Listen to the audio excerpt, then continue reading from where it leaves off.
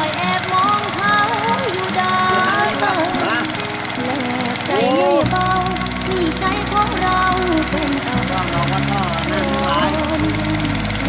ใจจะบอกกับใครเขาอย่างไรเล่าเมื่อได้เห็นหน้าเวลาจากลาเหมือนกับจิตใจลูกกระวนกระวายแสนจะเศร้า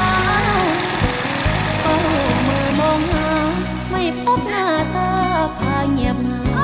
รู้แล้วตกเป็นทาสเขาให้เราคอยหาโอ้แปลกแท้ใจแอบรักคิดถึงเขาอยู่ได้ปักจิตใจอยากพบเห็นหน้า